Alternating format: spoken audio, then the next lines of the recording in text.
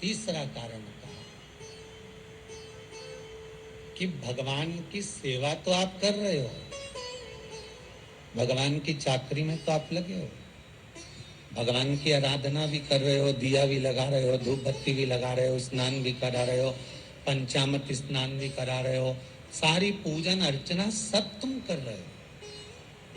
पर हो सकता है इस पूजन अर्चना में आप केवल 3 घंटा पूजन करते हो और बाकी के समय किसी न किसी की जीवात्मा को दुख पहुंचा रहे हो। एक कथा में एक बात कही थी कि भले मंदिर में दिया मत लगाओ, भले मंदिर में जाकर धूप बत्ती मत जलाओ, भले मंदिर में जाकर भोग मत लगाओ, भले मंदिर में जाकर जल मत चढ़ाओ, कुछ मत करो, भले भगवान को नए कपड़े मत पहनाओ, भले तुम्हारी मर्जी पड़े भगवान को भोग मत लगाओ, पर शास्त्र कहता है कुछ मत करो, पर एक काम जरूर करना कि किसी के चेहरे पर प्रसन्नता ला देना, तो मंदिर में दिया जलाने के बराबर होगा। किसी के चेहरे पर चमक ला देना, प्रसन्नता ला देना, तो अगरबत्ती लगाने के बराबर होगा। किसी गरीबड़े के, किसी दुखी के चेहरे पर अगर तुमने प्रसन्नता ला दी तो वो भगवान को कपड़े पहनाने के बराबर होगा। मालूम पड़े तो मंदिर में पूरी सब्जी बांटो, मंदिर में भोजन कराओ, मंदिर में सारा पकवान चढ़ाओ, और कोई तुम्हारे कारण अगर दुखी है तो तुम्हें वो सुख का भान नहीं हो सकता। तीसरा कारण है वो सुख नहीं मिल सकता। चौथा कारण है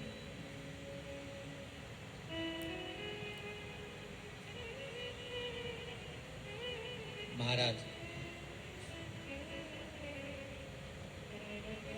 जिस मंत्र को पढ़ा जा रहा है, जिस मंत्र का स्मरण किया जा रहा है,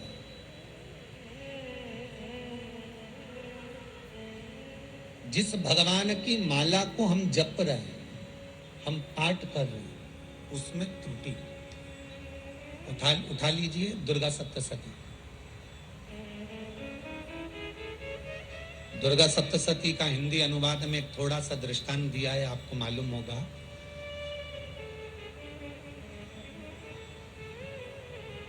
एक जजमान सप्तशती का पाठ कराते थे नवरात्रे में।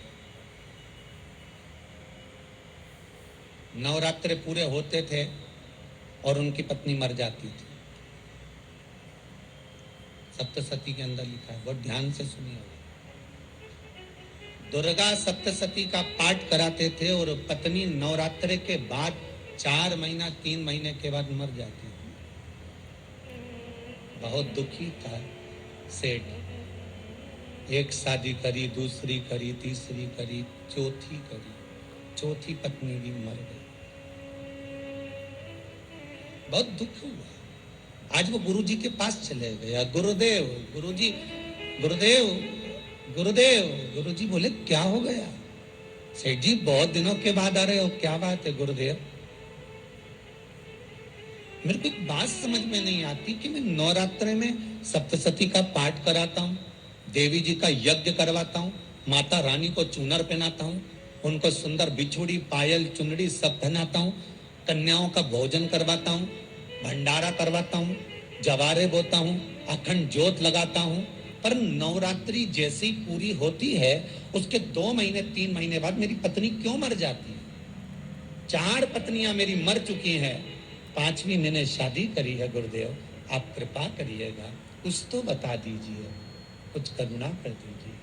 गुरुजी बोले जब तू सब कुछ अच्छा कर रहा है, ज्योत भी जला रहा है, कन्या भोज भी करा रहा है, चुनड़ी भी चढ़ा रहा है, भंडारा भी कर रहा है, ज्योत भी लगा रहा है, जवारे भी बो रहा है, माता रानी की सेवा भी कर रहा है, अखंड रात्रि व्रत कर रहा है, सब कुछ तूने करा, यज्ञ भी करा, फिर तेरी पत्नी क्यों मर सकती है? ऐसा हो ही नहीं सकता। नहीं गुरुदेव मेरी 5वीं शादी है गुरुदेव, अब की बार आप कृपा करिए।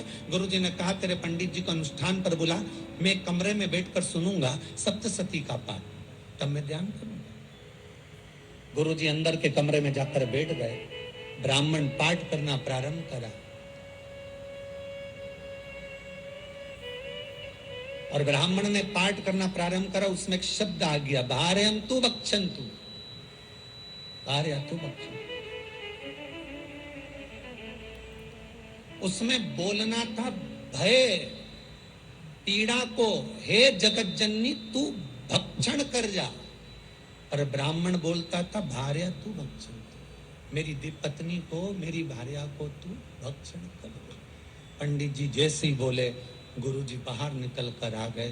पंडित जी को रोका, रुकिए गुरुदेव, आप हर साल अनुष्ठान कर रहे हो जजमान के यहाँ और बोल देते भार्या तू भक्षण तू, हे देवी तू मेरी पत्नी को खा जा, तो माँ हर बार उस पत्नी को निगल जाती है। निवेदन है, शब्द सुधार लीजिए, शब्द ठीक है।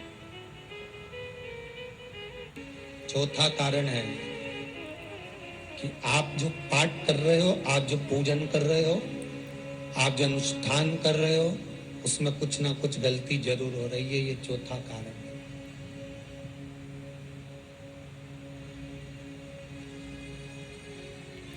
एक बार पूरे घर के लोगों को बिठाओ, अपने घर के लोगों को, मम्मी से पूछना मम्मी तुम कौन कौन सा पाठ करती हो, एक बार मम्मी से पूछना। फिर एक बार पापा से पूछना, पापा आप कौन कौन सा पाठ करते हैं सुबह। फिर बहू से पूछना, भाभी आप कौन कौन सा पाठ